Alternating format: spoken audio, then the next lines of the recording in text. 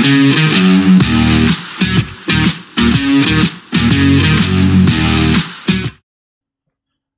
welcome back to the Supercoach Nuff channel. In this video, we're going to look at NRL Fantasy for the first time in the 2026 season. So NRL Fantasy, I think it opened yesterday at the time of recording, so I'm a little bit behind the game. But plenty of time in the off season to cover it through, so let's open it up and let's put a bit of a team together. So with fantasy, we get 10 million to spend in our salary cap. For those coming across from Supercoach, the big difference is you only pick a squad of 21, and that squad does look a bit different. So some of the differences: you pick one hooker, same as in Supercoach. You pick three middles, so this is like your front rowers and your lock forward is also considered a middle. So some of the dual positions will be a bit different in this game for the mids and the edges. So your edges are like your edge second rowers. We don't have halfbacks and 5/8s. They just are combined together as halves. So that particularly I think this year with a lot of the cheapies could make things a bit easier. And then instead of centre wings and fullbacks, they go with specialist centres and then wing fullbacks. So three wing fullbacks, obviously two wingers and a fullback, two centres, two halves, two edges, three middles, a hooker, and then your bench, you select 8 for the bench, but there's no positional restriction. So you can pick as many halves as you want on the bench or as many wing fullbacks. You do obviously want balance to cover because you don't get unlimited trades through the season. And also, I guess, with buys and that sort of thing, having the only 4 extra players can impact your scoring. But I guess now the basics are out of the way, we'll have a bit of a look at the options. So I guess when I'm first looking at a game, probably didn't run through this so much in Supercoach. But what I like to do is have a look at the positions.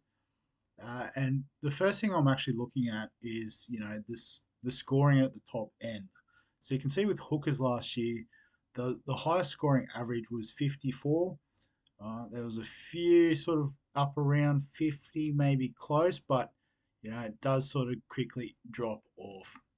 If we compare that to the middles, you'll see we had Payne Haas and Terrell May, both average 70, and then you've got the likes of Isaiah Yeo, Aaron Clark, Joe Tarpany, Kyle Matangi, all averaging over 55. So I think you got to go all the way to about Toby Couchman before you sort of find someone who's not scoring more than Blake Brayley. So, middles, because of their work rate and the way fantasy is scored, you want to look to target middles as one key position. The edges, you can see you've got Hudson Young averaged 60 last year, Dylan Lucas and Preston both over 55. So you can see, like, again, probably slightly more valuable than hookers, but it's probably not the number one priority. Probably the other key position in fantasy is the halves. So obviously Nathan Cleary, bit like in Supercoach, is up and above the rest. But then you've got Jaden Campbell averaging 60, Fletcher Sharp, Isaiah Katoa averaging 55. Hines as well is up there. Centers. So you've got one sort of standout option there with Herbie Farnworth, who averaged 63. And then, a few guys around the 50 mark. So generally the centers and the wing fullbacks are, the ones that don't score as high. There's not as much reward for the attacking upside plays in fantasy as opposed to Supercoach. So generally, heavy in the halves and middles. And then, if you can get the premium options in these other positions, they're all at that sort of 65-ish level. Obviously, you get exceptions like Herbie Farnworth that pop up. Can you afford to start them? Is a decision that you need to make. So that's the strategy. Is we're going to try and go big in the middle and the halves, and we'll fill in what we can around it. So I guess the next thing is then we look at the cheapy options. So if we go by price, so but I'm guessing bottom dollar is still 230k. So um, we'll do all positions and we'll see how many cheapies we can stuff into the squad, and we'll go from there. So you see Ryan Madison down at 300k, a bit of a fall from grace of years past. Um, just having a look through. So Brandon Smith 300k and dual position, which is very handy. So we'll throw him on the squad. We'll just put him at hooker for now. Heelan Lukey coming back from injury, 300k. We will have a piece of that. Lasardi at 285k is interesting if he does get that starting spot. So we'll throw him in. Scrolling through the list. David Farley's been pretty hyped up at the Dragon. Sounds like he's going to get a wing spot too, which would open him up to dual position flexibility. So we'll load him into the team. Macassini's another one that's been hyped up. Albeit they do have the buy in round one, the Tigers. So we might put him in for now, but he'll probably be the first one that drops off potentially. Fletcher Tango, looking for some names that we've heard about pre-season, might be getting around. Curtis Morin. So there was news that Jamin Jolliffe is out for the season with an ACL. So maybe Morin could get a few more minutes off the bench. He was sort of that 20-minute impact type play at the Dogs last year. So he's one to put a little pin in, but we won't add him in just now. Jalen DeGroot, a bit of chat. He'll get the centre spot at the Titans under the new coach. Could be worth a look if he is locked in and gets that dual position as well. The flexibility is nice. Tamari Martin, a few people hoping he gets the spot that's been vacated by Luke Metcalf. I think Tanner Boyd would probably get first crack at it, but if we do see in preseason that he's playing in the 7 in their top team, that is good value for Tamari Martin. The likes of a Bentakura is going to probably get a bench spot, so we're not worried about that at this point. Scrolling. Yeah, no, we're not at the 230k mark yet. Tommy Chester, so bit of chat. He's going to get the centre spot. We do like Tommy Chester. So again, could be another dual position option, which is handy at the price. Let's see. Bit of dead air here. Apologies for that. It's always the way with these team setup videos. Jonah Glover, if he did get that starting 7 spot with Jamie Humphries out for the first 2 weeks, he would be a buy because unlike Supercoach, fantasy prices update every round. So you could grab a couple of quick weeks of cash for him, perhaps then stash him on the bench in case of injury. I know Souths have a buy in round 4, so you'd be stashing him then anyway. So not the worst idea in the world if that does come to fruition. If we need a 230k option at the end, might throw him in. Let's see, Michael Gabriel, a bit of hype about him at the Sharks getting a centre spot. Kobe Black, if he did jag that starting spot at the Raiders, he would be straight in, particularly as he's a pretty good goal kicker from all reports. But that looks like all the real cheap options. So we'll go up to 300k and we'll start having a look at some position specific even options. So Jonah Pezzett at 400k. So one thing fantasy does do is they try to predict prices so you don't get those sort of lockdown cheapies like in Supercoach where it is pretty much purely based on average.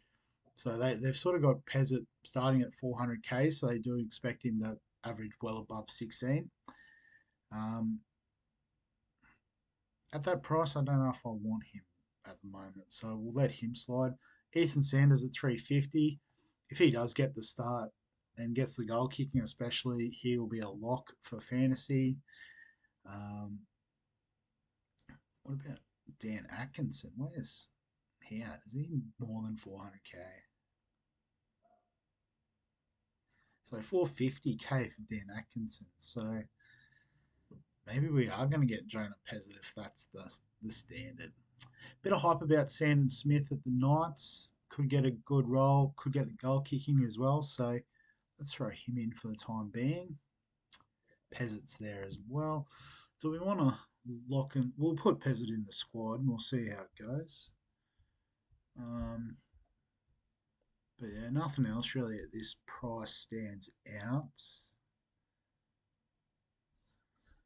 Let's just quickly go through the other positions. So hooker. Um, actually, we should go through to 400k first and make sure we haven't missed anyone there.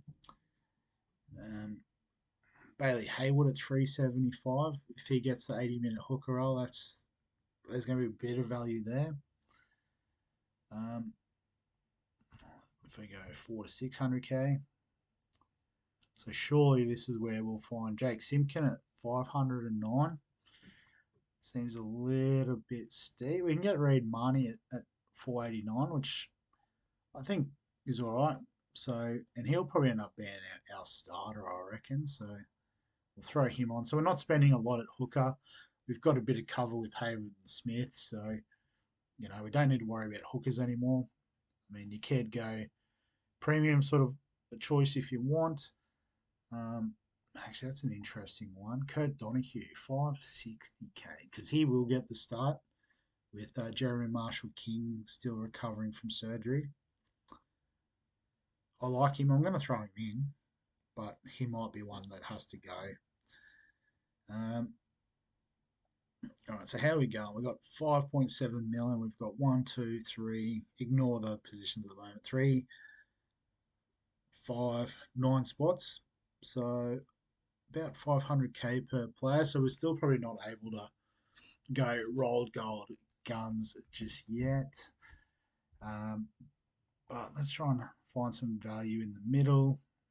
Quickly have a look at the 3 to 400k spot. I can't envisage too many in this price range being locked options. If you like Jesse Colquhoun at the Sharks, so we might actually throw him in just as a cheaper option because I think he will score well to start before Cam McInnes comes back. I should go through the other positions, I suppose. So the edge, yeah, Keely.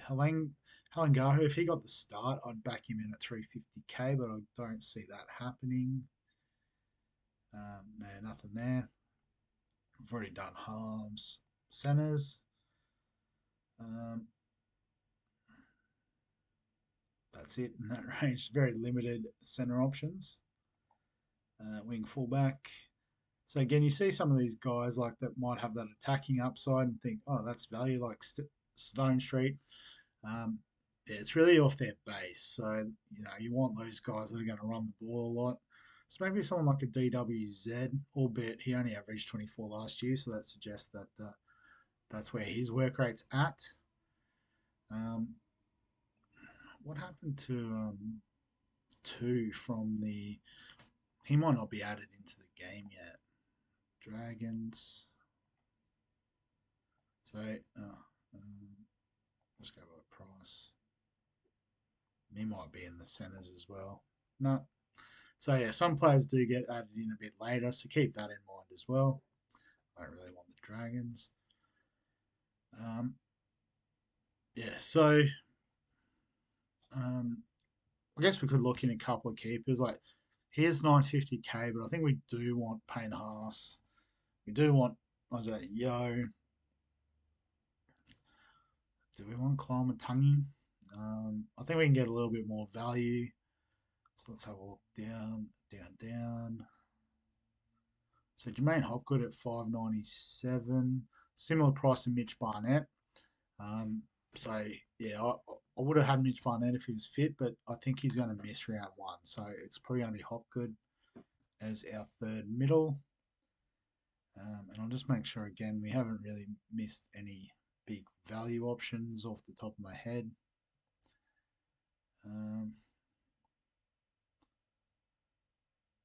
What about Hamish Stewart? What's he priced at? Trey Mooney at 450. If he gets the big minute role we hope he'll get at the Knights, he'd be good value. Let's get him in. Oh, so Hamish Stewart, 442. Don't mind that. So we might have to, yeah, we've got a lot of middles. Might have to look at chopping a few. And saying that, what do we got left? We've still got 2 million left to spend, so we are flying for cash. Although we do need a couple more options out the back. But I guess let's have a look at some edges. We might start doing some chopping and changing. We've got a bit of cash. So I'm going up the price list here. And Jermaine McEwen at 412. So does he offer a bit more surety over Alasati, for example, or Helen Lukey with the injury risk? Perhaps. I've got one more spot on the bench. I'll just load him in there for now. Won't let me load anyone else in, but if we find some value, we'll jump on. But Leka Halasima, my man. How could David Fafita as well. A couple 500k options. So yeah, I'd rather them over McEwen. So let's spin Lasardi, get Fafita in. So again, the attacking upside isn't rewarded as much, but Fafita's scores, a lot of it is based off him coming off the bench and stuff as well. So I'll say that. What was his price again? Hang on, I'll bid him. I mean, his average. His price was 500. So he's averaging 30. So he actually averaged a bit less than that. They have bumped it up a bit, but I think he's got more than 40 in him. So that's going to make a bit of money.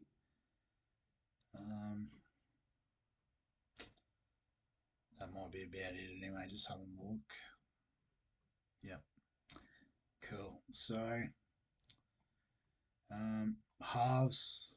So I guess we want to get Cleary in somewhere. So who's making way? Is it just Pezzett we're not going to worry about? What did Pezzett have to have? I think he had to get to 32. He's not a goal kicker. He's not the main kicker in play. So one of the reasons why halves are so good is because their kick meters will count towards their average. So that's why we like Sanders, and we do like Sanders Smith if he gets the gig. So I think Pezzett can go. We'll make way for the great man Nathan Cleary. And what do we got left? 1 mil to spend on some wing fullbacks. Let's do it. So Jake Kiraz, I think, is number one for me. Just the flexibility is nice. His base is fantastic. Again, the upside isn't rewarded as much. So your Tommy Turbos, etc. They are priced pretty fairly at 600k. So that's fine. Well, actually, they've been bumped up a bit based off last season's average. Even Keanu Kinney's up to 600. So that's a bit of a kick in the teeth, but probably more reflective of where they're going to be anyway. But let's think about. I still need one wing fullback or centre, and I've only got 350k. So surely there's someone. So I guess again there could be like a Setu two could come in and feature. We've got Macassini as well, which is a bit of an issue. We need to probably bin him and get a starting player for week one, which is really going to limit our options.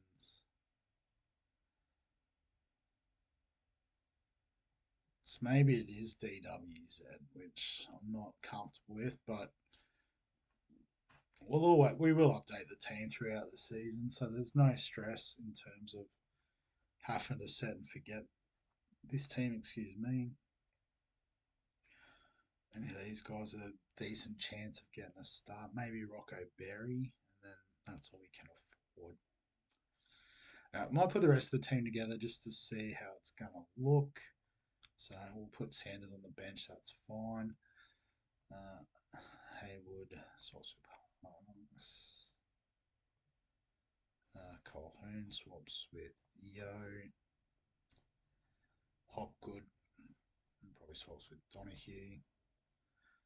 So yeah, so we've probably got one too many hooker mids. I think we get rid of the mid price option, frees up a bit more cash, which is handy. Um, yeah, because we've stacked for middles. We've got Colhoun, Mooney. He'll obviously be the one to go if he doesn't get the role we think. I think we need Halasima for the edge cover because there's not a lot of middle edge duels by the look of it. So let's go dual position players only. So you could get Toby Couchman as a dual, which is probably the premium dual option, middle edge. You can also get Ewan Aitken as edge centre cover, which is always interesting. If he started on the edge, he'd probably be a lock for the centre spot. Jack Williams, Isaiah Papali, Jai Arrow, Josh Curran. So these guys that come off the bench and can sort of fit into those roles is about as good as it's going to get in those positions. Hooker edge for Carl Warden, that's a unique one. So we've got Sanders as covering the halves. So, we're probably a bit. I guess now if we put Macassini back, we'd have cover across the back line. But then we do still need a wing fullback or a centre. We've got 600k, so that's not the worst. So we'll go 400 to 600 just to be safe. So I don't really need dual position. So Bradman Best, Ruben Garrick's dual, Stephen Crichton. Actually, what about Selwyn Cobbo? There's been a bit of hype about him playing the left wing. 454k. So priced at 55, which is probably fair. Um, so yeah, like Nafar, who scored 46 outside him. I think Bostock would have averaged more that season. He played left wing there, so I reckon Cobbo could be the option. Where's he gone? Oh, there he is. So might swap him over with DW. Z. Actually, I need to swap Nakasini out. Um, but I think we can upgrade DWZ. So 450k, getting a little bit harder. Let's go with players I can afford. That's what I should have done from the start. So Dom Young, I guess the Knights have got Dylan Brown. Trying to work out what edge Brown would be on. Probably not. Tuapiki, I do like to have last year's stats in here. That'd be handy if they do. No. Might need to get the coach to access all that. But actually, I should have it here. Where's NRL Fantasy break evens?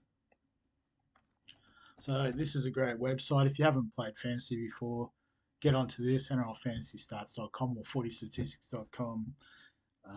This is why I don't get NRL Fantasy Coach. This has got all the stuff here. It's pretty good.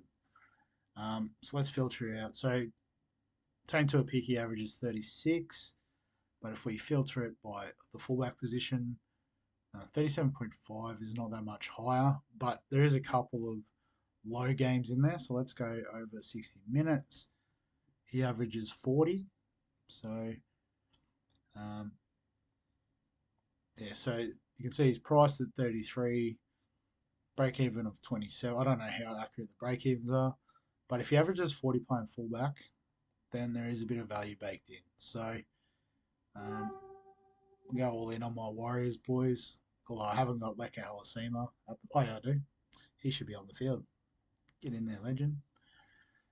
So Tuapiki comes in for Kiraz, just so that we can put him in the centres.